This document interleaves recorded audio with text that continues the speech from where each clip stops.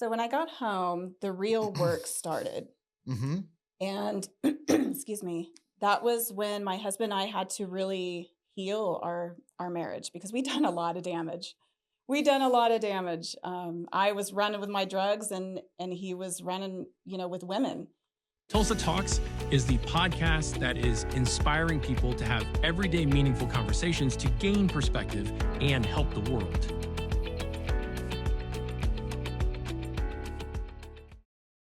We have Kristy Da Rosa with us today. She's going to talk about the recovery path that she's taken and that she's encouraging others to do as well. Right. Thanks for being here, Kristy. I appreciate it. I'm glad to be here. So give us a little backstory of how you got into addiction to start, please. Okay, thank you. Well, I got into addiction with a lot of undealt with trauma. It all starts with trauma typically, and just being a very shy child, and found that alcohol was something that made me not care. It made me not care about trauma, all my quirks, my shyness. It made me more outgoing, and also, oddly enough, it allowed me to feel feelings that I would otherwise suppress, whether it be sadness or whatever. How old were you when this started, when you started the journey down alcohol I would use? say Was there other drugs involved? not at first so much. I would toy around with mini thins and things like that, but for the most part, alcohol was accessible, Okay. more so accessible Yeah. than anything else. And so I would say probably about 16. Yeah. And just, weekend parties, the binge parties, you're in Okay. school and you're going to the weekend parties and it's all fun and stuff. Right. So it started off with having fun and opening you up to be able to experience life different Right. and bring you out of your shell. Right. I just didn't care. I didn't care about my past. I didn't care about all the hurts and things that I had. I was this vibrant, exciting, interesting girl. And I enjoyed that feeling. But I also, even early on though, I would drink until I was sick. Oh, wow. Yeah.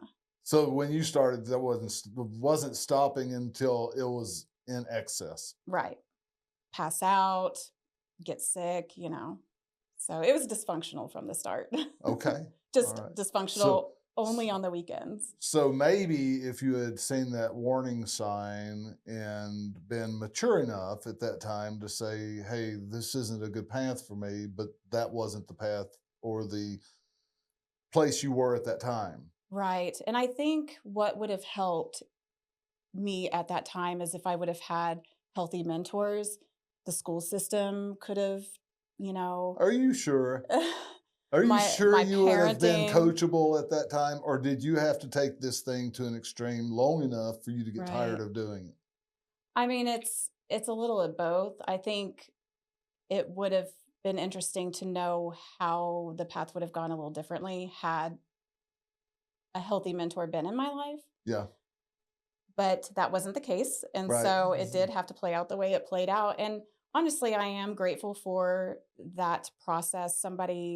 We had a gathering a week ago, and one of the questions was, if you could go back so many years, like 3 to 5 years, and change a moment in your life, would you? And of course, that moment would have been, that particular question was relating to my relapse. And honestly, I wouldn't have changed it because it brought such an awakening in my life about accepting who I am. Of course, we can go into all that later, but Yeah, so you started drinking at 16. From the get-go, it was not okay for you to do because you had to take that to an excessive place, right. passing out, getting sick, or whatever. How long did this last in your life? You did say it was only on the weekends. Right. So that stayed in that sort of pattern up until I would say I got into my early 20s Okay. and met my kid's father. And I had just a lot of undealt with trauma, a lot of baggage I brought into the relationship. And so started drinking more during the week, because at the time he was also a drinker as well. And so he was in construction and he drank during the week. So it was kind of like, okay, well, I'll drink during the week too. That seems like a great idea. You can unwind or whatever. So I Yeah. was a functional alcoholic for many years. I held a job. I did not drink during the time that I got pregnant with my kids or when I was nursing or caring for them. So what was the turning point? A lot of people get to a low point Right. when they realize this isn't good for me anymore. What was that point for you? Yeah.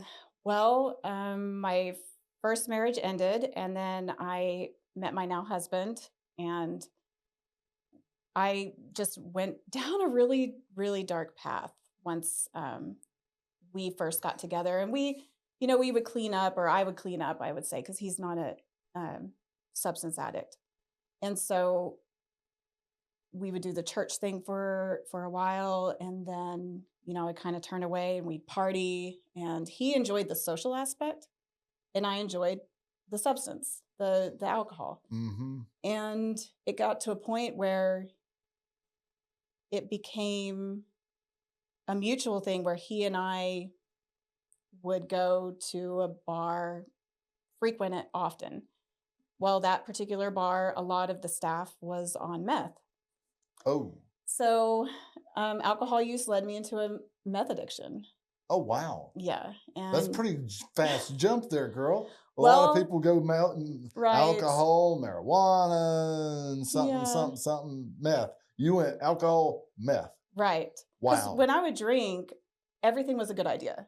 It was like, Okay. yes, I was basically a substance trash can. It was Yeah. like, Well, put it in front of me, I'm going to do it. yeah, let's get it on. Yes. And then I discovered, oh, meth would sober me up at just enough where I could drink more. And it, so I Oh, could do wow. both. And Okay. that turned dark very quickly. And so we stopped going to that particular bar and we realized that there's an issue here. So we both agreed that, yes, this is not the lifestyle How that we often want. were you doing meth It at was that time? daily. It was daily, yeah. Were you still able to hold a job? For the most part, I was working for a tax company at the time, and so it was seasonal. Okay. And during the heavy season, but at that point, it was getting so bad where I was not really very functional. I would be able to focus just enough to get the job done, but not quality. Yes. And I was hungover every day. I was dope sick every day. And my marriage was falling apart. I did find out that he had an affair. So that just drove me into a deeper, darker place. And we both realized this is not what we want out of life. And So what was the straw that broke the camel's back, so to say? he was ready to leave me. My marriage was on the brink. And I remember it was summer. It was like July 6th of 2018. And I was at work, sick, and as soon as I got home, I was like, I need to do something. This is not okay. I'm going to end up killing myself. I was depressed. I was nearly suicidal. I had my kids at home, and I remember my kids were there. I got home, and I was like, I'm going to go run some errands. How old are your kids? Oh, my How goodness. old were your kids in 2017, you say? 18. 18. Well, I'd have to do the math. So I've got one that's almost 26 this year, 21, 19, 18. So whatever Okay. that would have been in 2018. Yeah. Yeah, somewhere between 11 and 19. Right. And I left and I was looking for detox, and I found a place, I think it was Brookhaven. It was on Garnett. They don't do detox anymore for the general public, but at the time they took me in. And So you left your teenagers at home, yeah, said mom's going for a drive. right. You went and checked yourself in. I did. How long did you plan to stay there? Well, I didn't really have a plan as far as like, I was just trying to save my life Yeah. and save my marriage. Yeah. So you were basically. just taking a I was step just all of in. bold action. Yeah. Here we go. Yeah. And And so that was the first time. And so after I stayed there for like 2 weeks, I transferred into a women's program, completed that program. I was there for 60 days.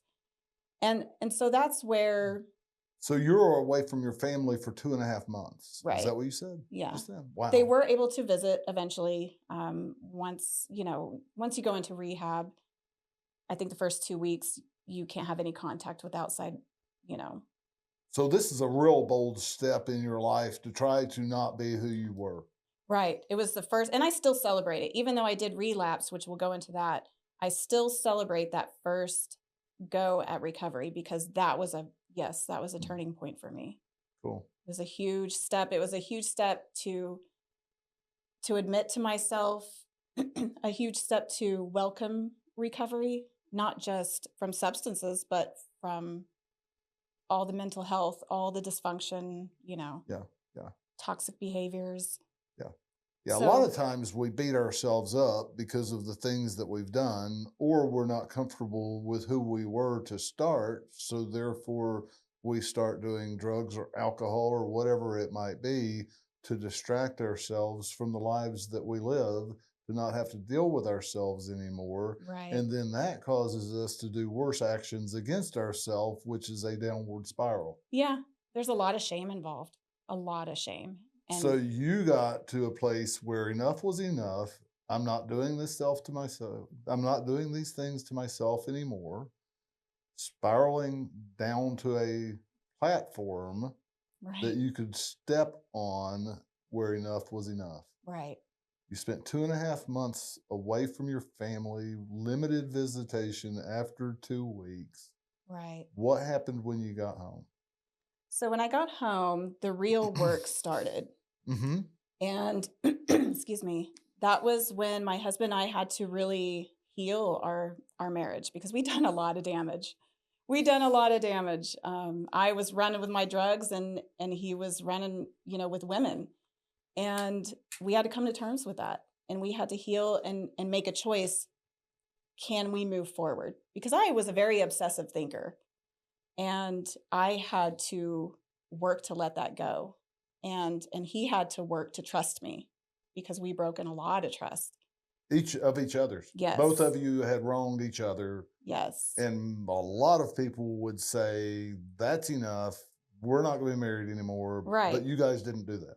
We didn't. We loved each other. We genuinely love each other, and we wanted to overcome that. And we also wanted it to be a testimony that it's possible. It is possible, but it does take a lot of work. It does take a lot of admission of your part being played in that. And I remember just praying. I really held on to my faith during that time. I would just cry in the car and just be praying, claiming things over my life that I didn't fully understand or fully even feel. Like I didn't want to forgive, at first, but I would say, I'm a forgiving wife. I love my husband. I, you know, I'm valued.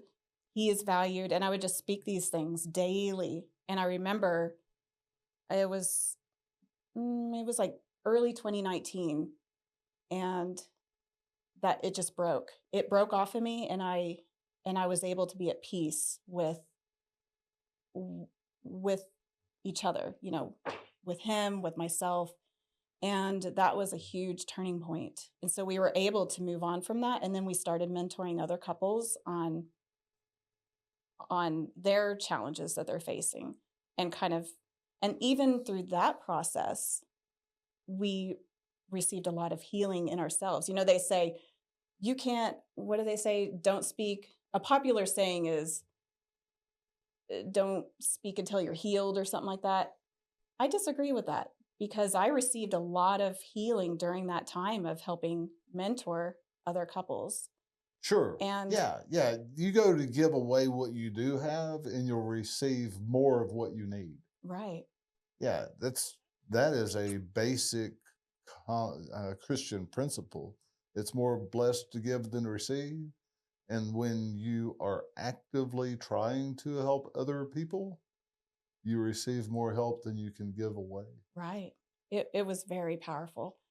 And But even still, during that time, there was still some things, some residue that was not dealt with. And I wasn't very active in the recovery community. I wasn't very active in any type of program. And I didn't stay focused, and I allowed that to creep back in. And the alcohol, it was like, oh, I'm stressed. I put too much on my plate. I didn't have boundaries. I wasn't keeping what little boundaries I said I had. And boundaries are huge. How do you currently set boundaries? A lot of people think when we set boundaries, we're setting it for the other person. Like, these are my boundaries. I expect you to keep the boundaries. And that is not how it works. Can't control somebody else? You cannot. And so boundaries are for us. We are the keeper of the boundaries. So if we don't want this person to behave a certain way or allow them to treat us a certain way, it's our responsibility to remove ourselves from the situation, to, take control of that. Mm-hmm. And I had to learn that because I was putting it on the other person. Isn't that crazy to think that we should put boundaries on other people to control them? Right. Yeah, it's so toxic. And it doesn't work. It doesn't work. And then we wonder why this person continuously crosses our boundary. Yeah, And it's because like, you're trying to control them, Yeah. and you can't control somebody else. right.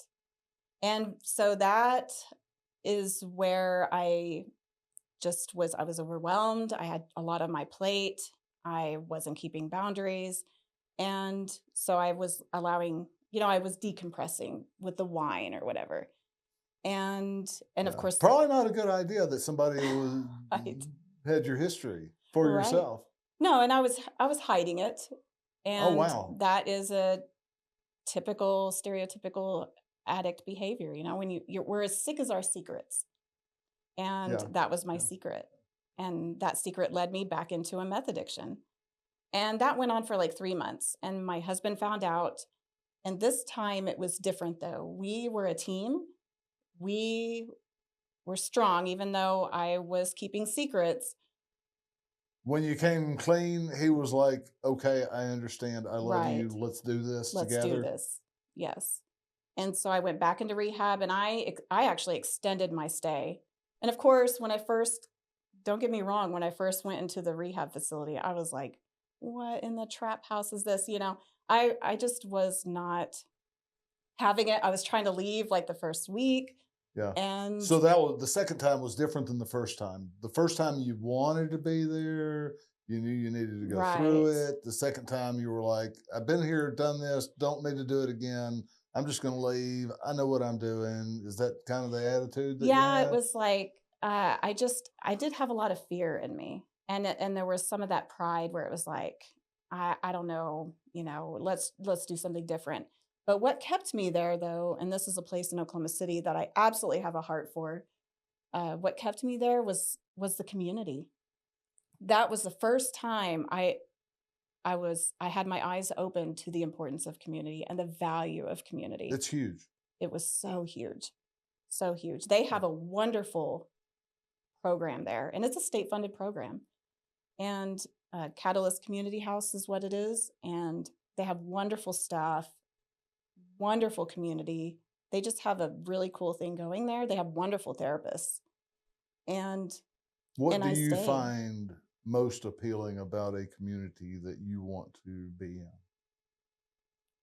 There's a mutual camaraderie. There is a understanding. There's a deep understanding. And that's why I try to get people connected to community that is in recovery, because you're going to find a deeper, more intimate support system there than you're going to get out of your spouse, than you're going to get out of your church. It's different, and it's special. There's something very special, and they get it. They understand, and they rally around. You're saying Their they've been community. there, done Right. that. They understand it from a personal experience. Right. They're going to interact with you differently than somebody that's not went through that. Absolutely.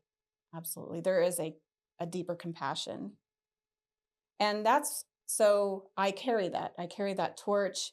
I always try to learn something from these experiences and these different groups and programs that we visit, and I carry that to the next.